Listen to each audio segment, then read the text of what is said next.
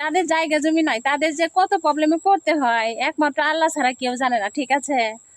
তো আমি যে বাড়িতে ভাড়া থাকি, এখন থাকি এই বাড়িতে, মানে অনেক আমার সমস্যা হয়। আমার দুটো ছেলে মেয়ে নিয়ে ওদেরকে পড়াইতে পারি না, আমি অনেক দূরে হয়, আমার আসা যাওয়ার কষ্ট হয়ে যায়। তো সেই জন্য আমি আমাদের পুরান বাড়ির কাছে একটা রুম চায় রাখছিলাম, বলে রাখছিলাম যে ওটা আমরা ভাড়া নিব।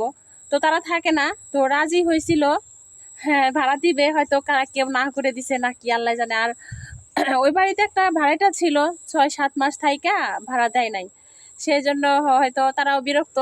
আর তারপরে হচ্ছে যাদের জায়গা জমি নাই আপনারা তো বোঝেন যে তাদের কত প্রবলেমে পড়তে হয়, কত করতে হয়, কত ইয়ের ভিতরে দিয়ে চলতে হয়, জীবনটা পার করতে হয়।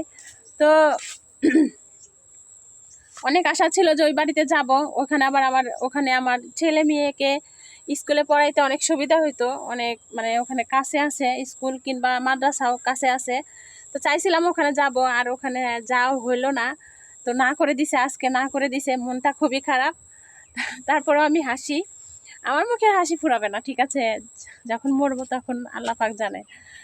তো যাই হোক, এখন আবার নতুন করে বাড়ি খুঁজতে হবে, পায় কিনা ঠিক নাই।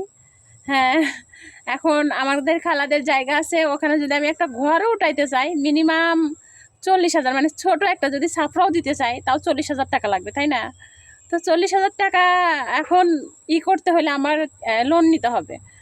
আর লোন নিতে হলে আমি যে লোন নিব আমার মাকে বলে আমি যে লোন উঠাবো 40,000 টাকা আপাততর জন্য। হ্যাঁ, আমার হাজব্যান্ড যে কি করবে, সেই লোন দিবে কি না আল্লাহ জানে, আল্লাহ ছাড়া কেউ জানে না, ঠিক আছে? খুবই টেনশনে আছি, খুবই টেনশনে আছি। আপনারা একটু দোয়া করবেন আমার জন্য, ঠিক আছে? আমার ছেলে মেয়েদের জন্য একটু দোয়া করবেন।